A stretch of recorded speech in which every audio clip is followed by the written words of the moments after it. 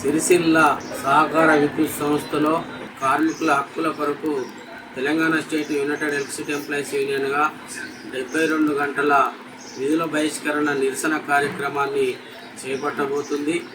దానికి 11వ తారీఖు నుంచి 13వ తారీఖు వరకు ఈ విధుల బహిష్కరణ నిరసన కార్యక్రమం చేయబోతున్నాం.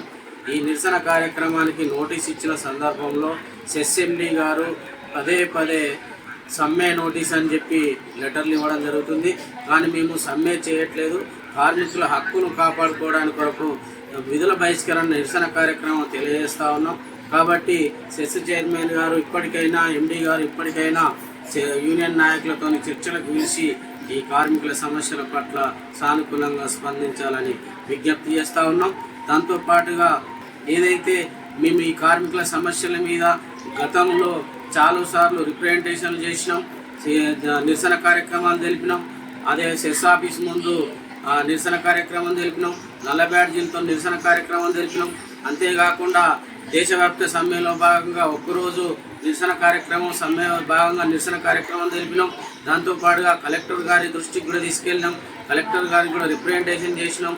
అదేవిధంగా సెక్రటరియట్లో కమిషనర్ గారికి లెటర్ ఇచ్చినాం, ఆ మంత్రి గారి ఆఫీసులో కూడా లెటర్ ఇచ్చినాం. అయినప్పటికీ కూడా సమస్యలు పరిష్కారం కాలేదు. కాబట్టి ఈరోజు 11వ తారీఖు నుంచి 13వ తారీఖు వరకు ఈ విధుల బహిష్కరణ నిరసన కార్యక్రమాన్ని చేపట్టబోతున్నాం. కాబట్టి దయచేసి ఇప్పటికైనా యూనియన్ నాయకులను పిలిచి చర్చలు జరపాలని తెలియజేస్తూ ఉన్నాం. ఇంకొకటి చెప్పబోతున్నాం, మీరు ఏదైతే ట్రాన్స్కో, ఎస్పీడీసీఎల్, జెన్కో కంపెనీలకు సంబంధించింది రూల్స్ను కానీ అవన్నీ అడాప్ట్ చేసుకుంటారు, కానీ కార్మికుల విషయానికి వస్తే మాత్రం అది అడాప్ట్ చేసుకోవడం లేదు.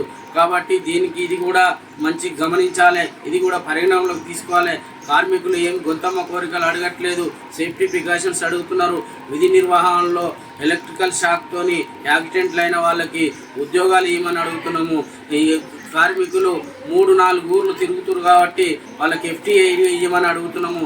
2020లో కమర్స్మెంట్ కంప్లీషన్ అయింది కాబట్టి 25 వరకు 24 వరకు ఇంక్రిమెంట్లు ఇచ్చిర్రు. ఇప్పుడు మళ్ళీ 25 నుంచి ఇంక్రిమెంట్ ఇవ్వని అడుగుతున్నాము.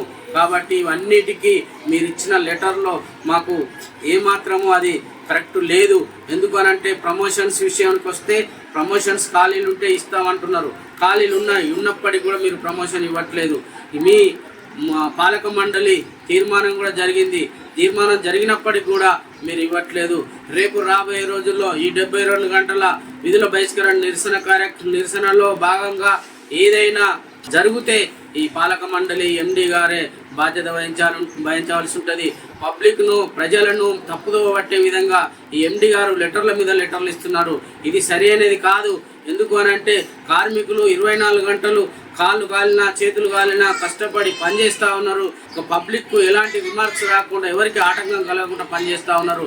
పనిచేసే కార్మికులకు ఏదైతే మీరు అడాప్ట్ చేసుకున్న కంపెనీలు ట్రాన్స్కో అడాప్ట్ చేసుకుంటున్నారో అది అడాప్ట్ చేసుకుని కార్మికులకు న్యాయం చేయాలని తెలియజేస్తూ ఉన్నాం.